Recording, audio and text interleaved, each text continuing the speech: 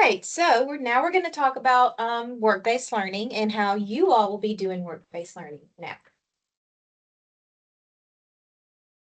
So there are work-based learning guidelines. We're in the process of updating those, but the current ones are in the staff online resources under the work-based learning column.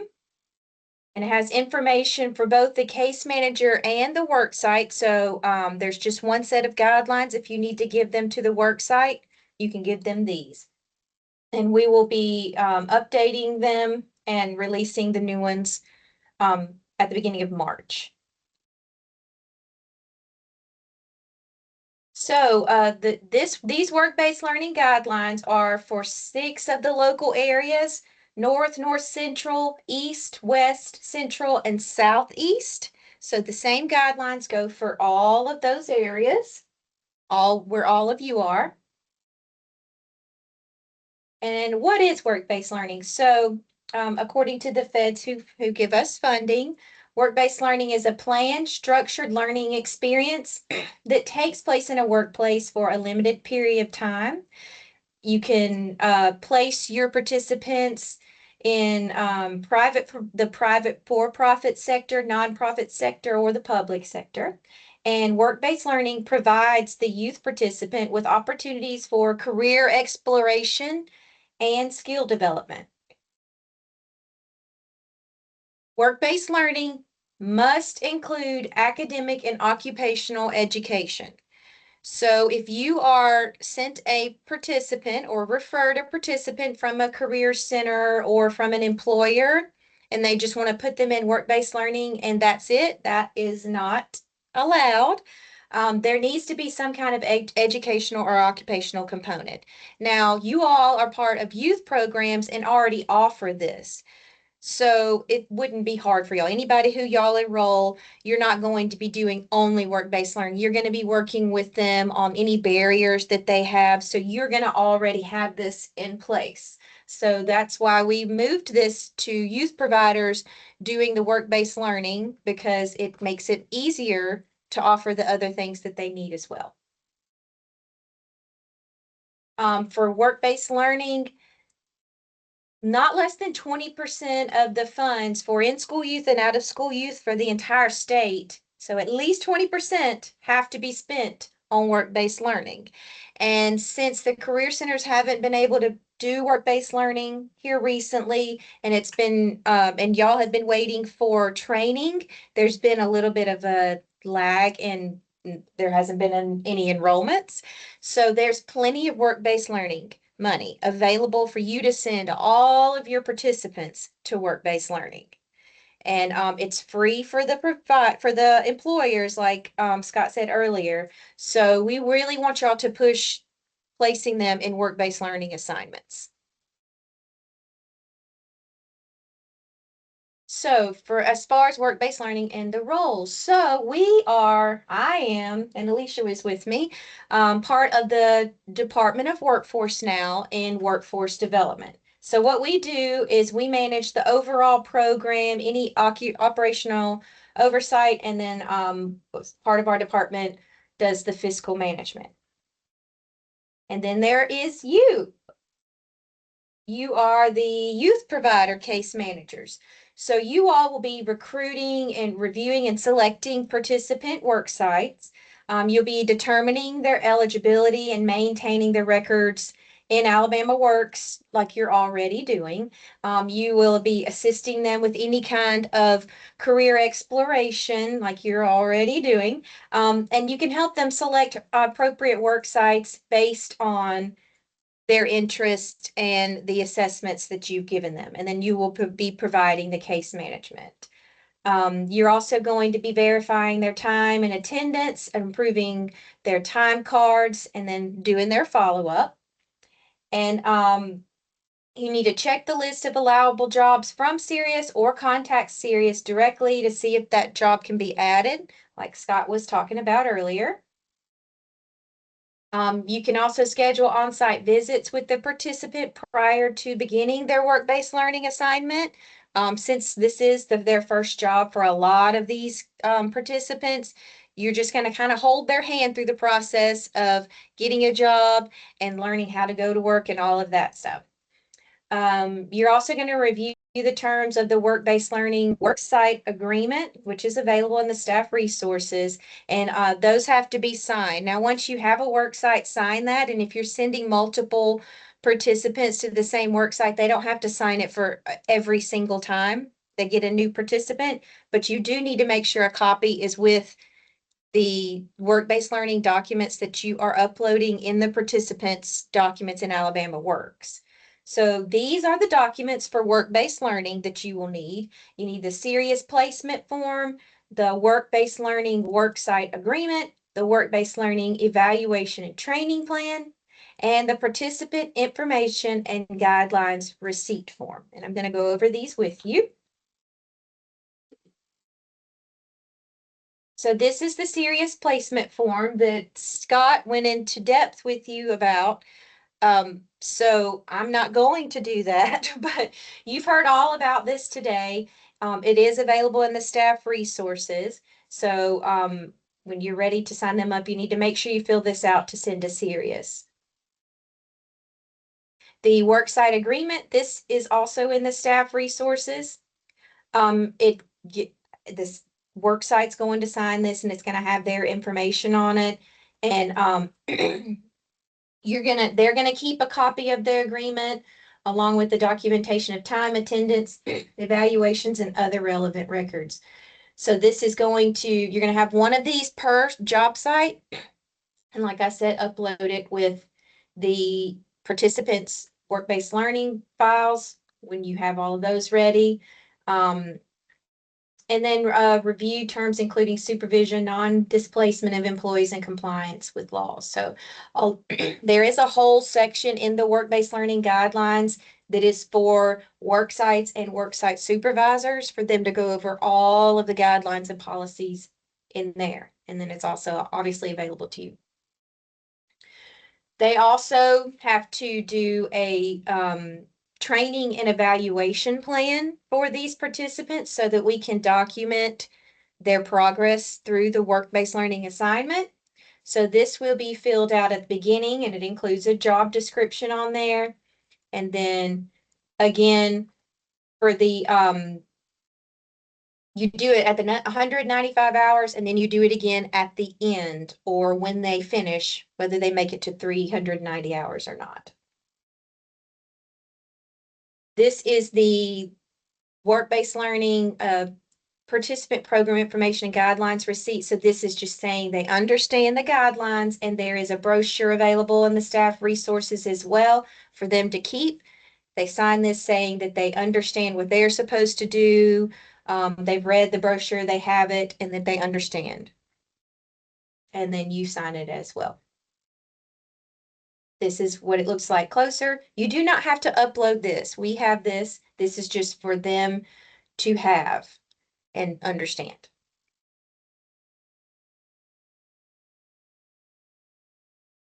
So there are 4 forms for work-based learning. There's the serious workforce development placement form, the worksite agreement, the training and evaluation plan, 3 different times, and then the participant requirements and expectations receipt form. So you need all of those. You can do them as one document like you do their eligibility, and then just label it work-based learning documents or something like that. So we know what it is, and then if you get monitored, it's easy to see and review. All right. Case managers also, you review all of the paperwork with the employers and participants and upload everything, make sure it's all signed. Some is just the youth, some is you and the youth, some is the work site, and then the placement form, you send to that email address, which I've shared with y'all once, and it's in this presentation multiple times as well. So once you've got all that information in, the service code for work-based learning is the 425 work experience paid, and the provider for this will always be Sirius Workforce. It won't be your program, it will be Sirius Workforce for all work-based learning when you enter it in the system.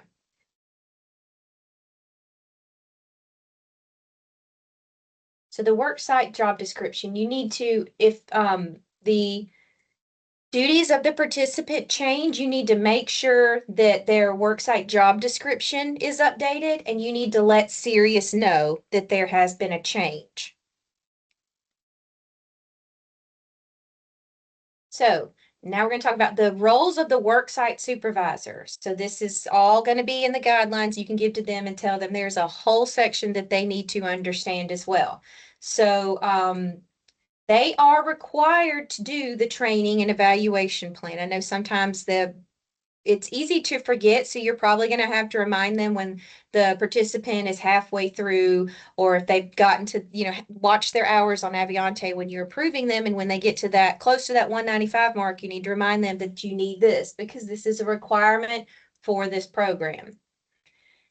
If by some chance the participant works more than the number of allowed hours, the work site must compensate the participant and reimburse us if it's necessary, because whatever hours are entered and approved in Aviante, Sirius is going to pay them.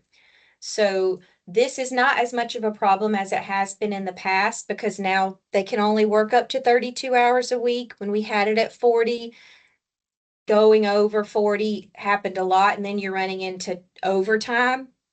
So now we have it at 32, so that doesn't happen anymore. If for some reason they accidentally work an hour or two over something, it's okay, but don't let it become a regular habit.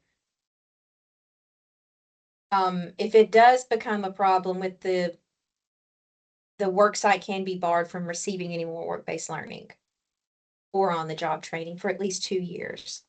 All right, so the worksite supervisor is also supposed to provide an orientation to any workstations and let them know about the safety rules associated with their work performance. They need to make sure they define clear expectations and standards for these youth participants, and the youth should abide by the same worksite and company policies as other employees.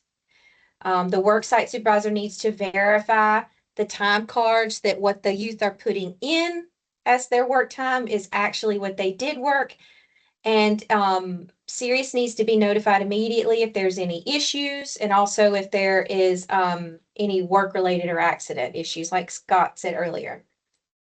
If for some reason the case manager, the participant fails to show up to work, they need to notify you immediately so that the participant does not continue to put in hours worked.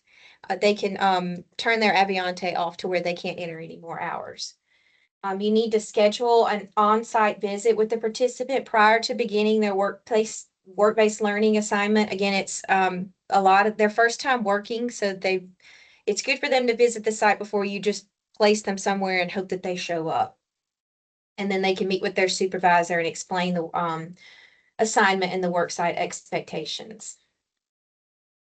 The supervisor should also assist in ensuring that the work-based learning is beneficial to the participants and they're gaining like workplace knowledge, including enforcement of time and attendance policies, things like that.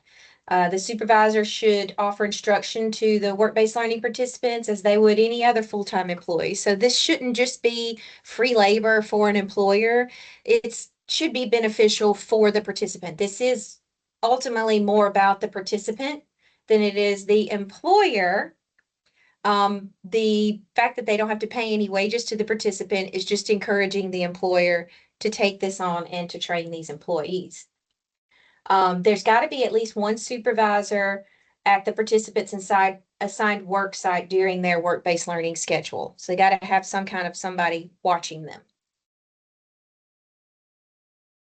They also need to update the job description if their duties change. Like they need to let you know, like I said earlier. They need to make sure they have appropriate tasks and duties that contribute to the participant's professional growth. They need to provide constructive feedback concerning the participant's job assignment, and they can also do that on the evaluation plan. They need to make sure they're maintaining any documentation relevant to the work-based learning program. They need to notify you all and the participants immediately about any changes in worksite supervisors and make sure the new supervisor is trained and understands the work-based learning program. They need to provide an orientation, and these are some of the things that would be beneficial for them to do. And introduce the participant to any staff and provide a comprehensive description of the job, demonstrate the task and the conduct, um, and conduct a supervised tryout, explain any safety rules, work schedules, break times, and any other key information like that, outline work rules, dress codes, and expected behaviors. Let them make sure they know what the emergency procedures are and how to report injuries to them and then later on to you and to serious. And then maintain any emergency contact information for the participant in case that's needed. So, Sirius, as you have heard all about already, is our payroll vendor, and they are the employee of record. And this is the email where you can email any questions, or this is also where you email your placement form as well. Okay, so here are some of the work-based learning policies. For work-based learning eligibility, there's a little bit more to it than just the basic youth eligibility, but they do have to be eligible as an in-school or out-of-school youth first. And then on top of that, there's this. So they have to be between 16 and 24 years old to be a work-based learning participant. They're in school or out-of-school youth, but here's some of the little exceptions for it. For high school students, they have to graduate before they can be placed in work-based learning. They can't be in high school and doing work-based learning at the same time. We need them to be complete high school first. For GED and alternative high school diploma participants, they can enroll in work-based learning while they're attending classes, but should be ready for full-time employment or an OJT or occupational skills training or post-secondary when they finish their work-based learning assignment. So don't put them in if they have a whole lot of time before they're going to be able to go to work or go into additional training. Try do it at the end if they're almost finished with their GED or high school diploma. Do it then, and then they can roll straight into a job or more training when they're done with work-based learning.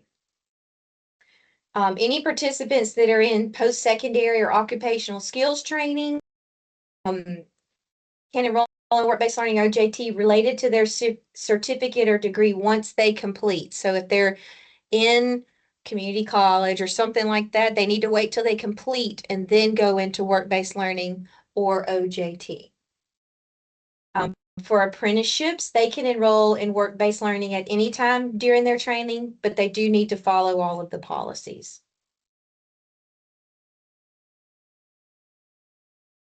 As far as assessments, you all will conduct the comprehensive assessments that you're already doing to determine the work-based learning needs, like their TABE, their ISS subjective assessment, and all of that, because their work-based learning assignment needs to match their participant goals.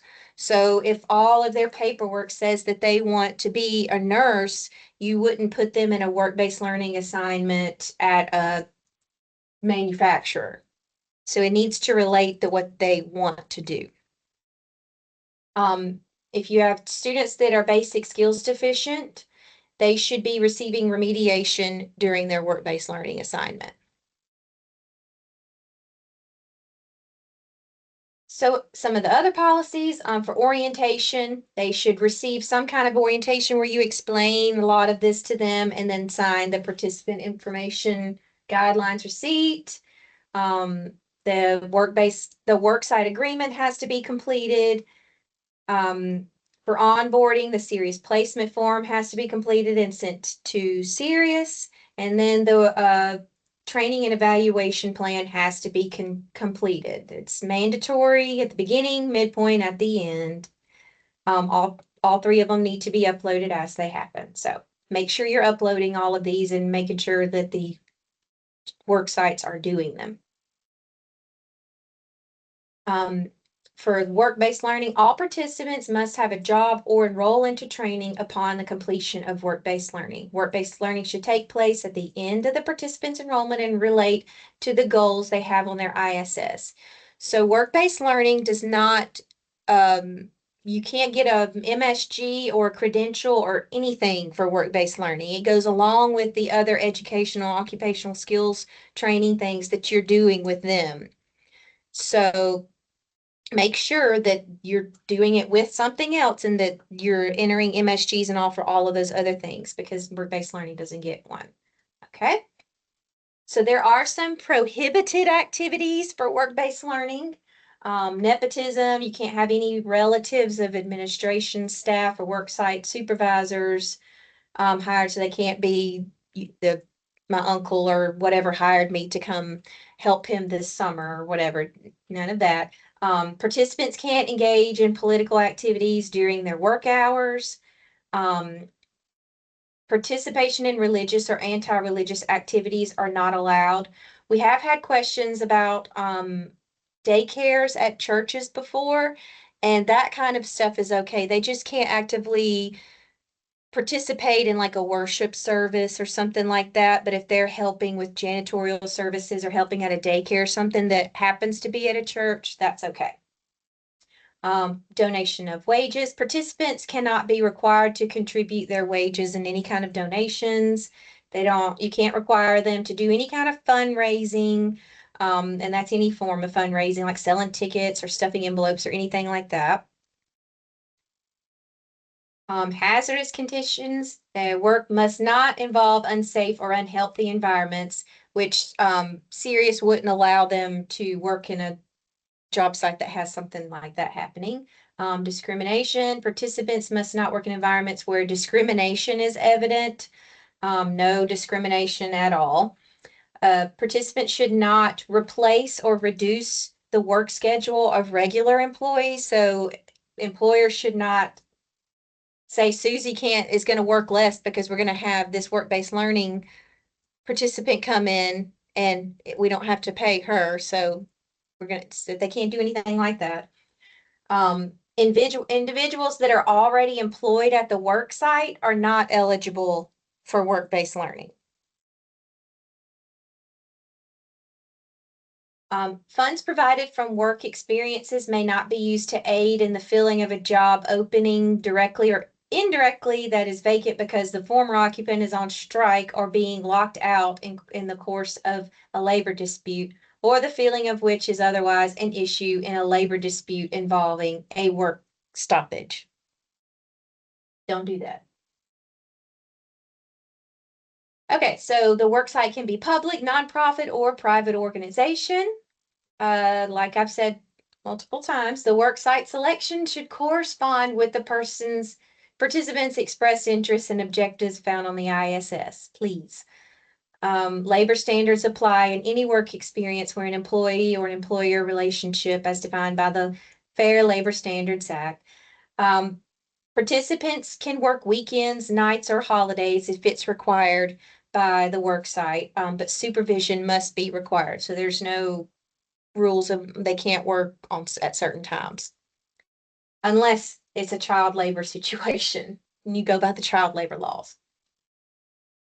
Prior to making the work site selection, take them on a visit with the participant. Make sure the assigned supervisor meets them and explains everything to them. Decisions for the worksite selection should include the case manager, the worksite supervisor, and the participant. You all come together to make sure that that's where they want to work. The worksite should to designate a full-time employee as a contact person who is responsible for answering inquiries at the worksite and available for assistance with resolution of worksite problems. So you need a main contact at all of your worksites who you can talk to and who knows how to contact you if there's any issues or anything like that. The work site agrees that if the participant should accidentally damage equipment or property, no damages will be chargeable to the participants, the youth provider, or Sirius workforce.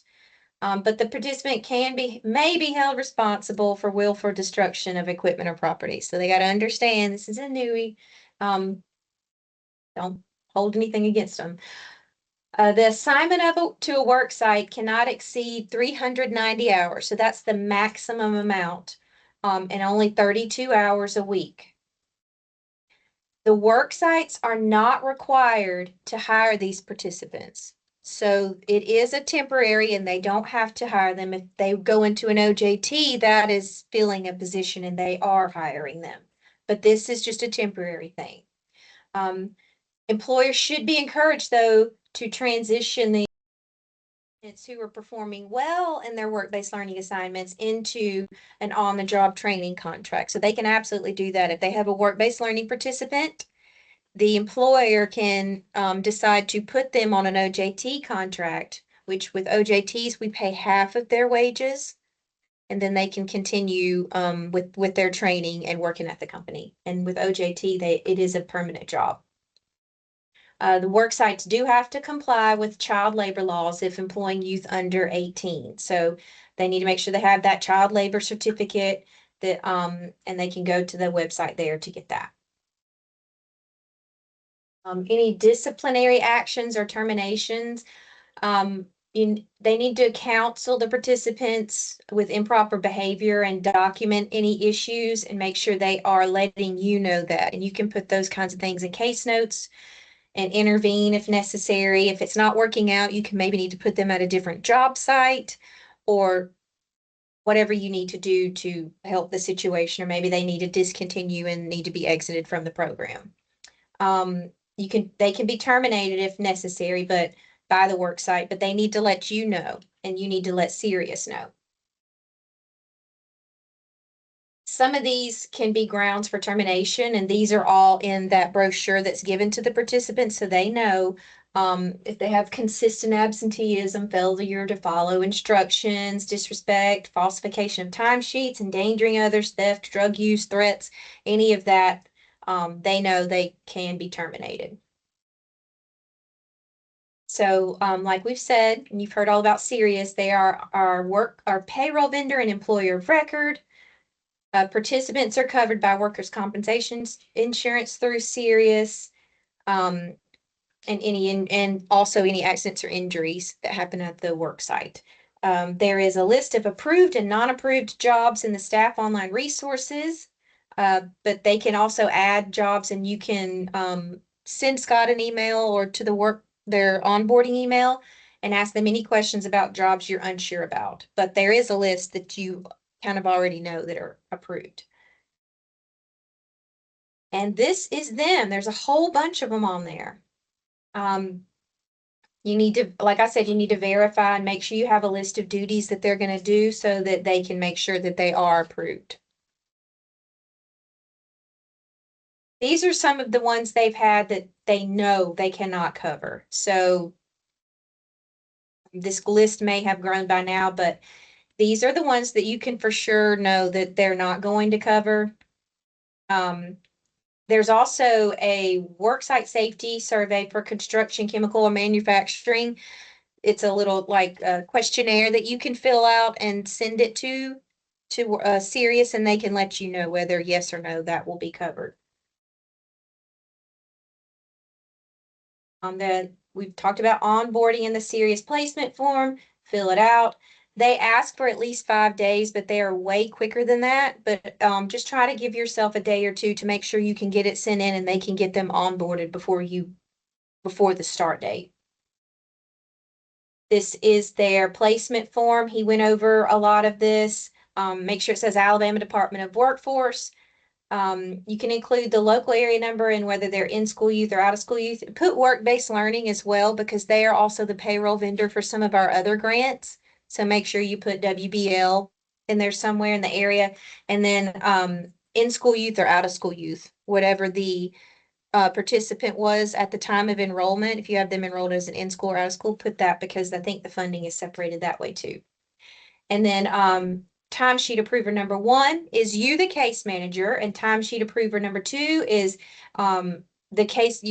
your supervisor, or you can put another case manager. It's just somebody that's a backup there in case you're not there that can approve the timesheets.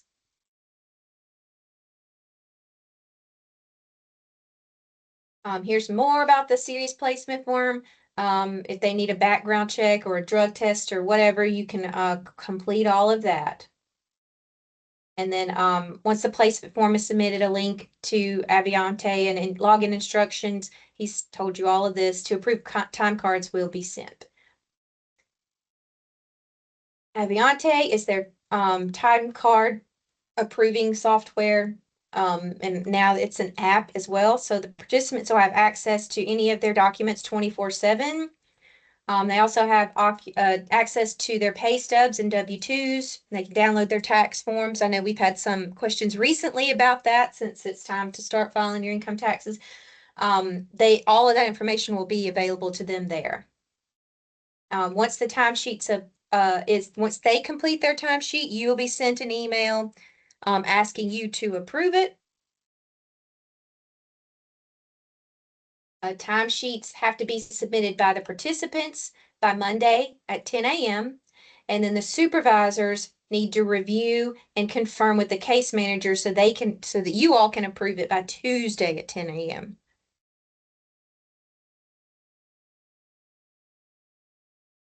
The supervisors need to make sure they are accurate and that the hours that they put in are actually the hours that they work. Any discrepancies need to be resolved before they approve it. And please email Sirius if you have any issues before approving. So if it's something looks weird, email Sirius first and talk to the participant possibly just to make sure it's not approved with anything that's not correct.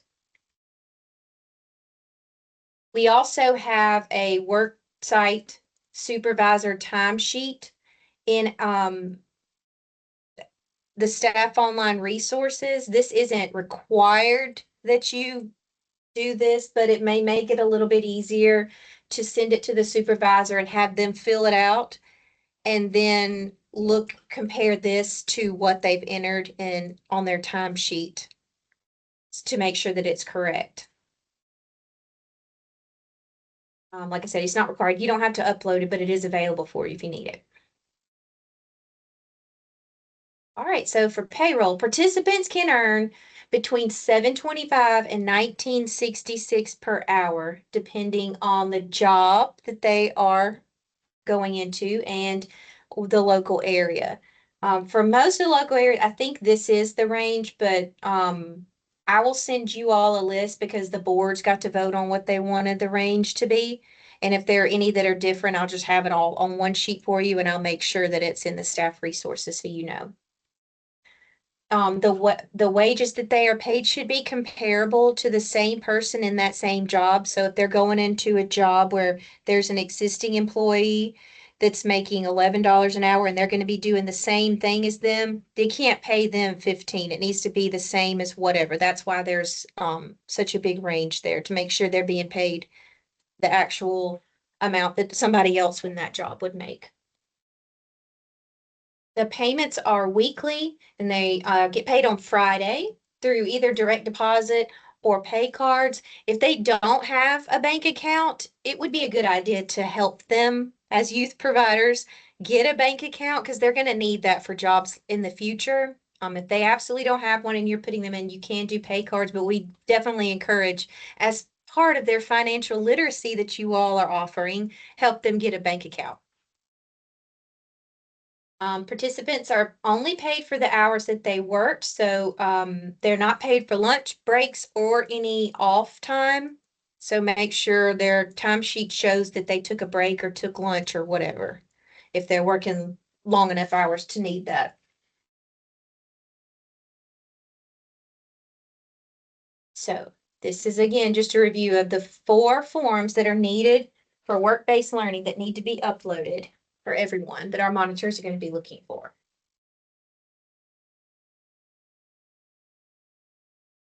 All right. Are there any questions? I have 1 minute to spare. We timed that pretty well.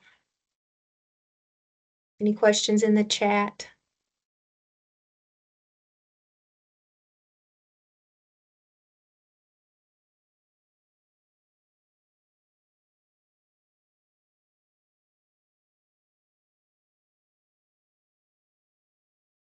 All right. Well, y'all know how to reach me. If you have any questions, email me.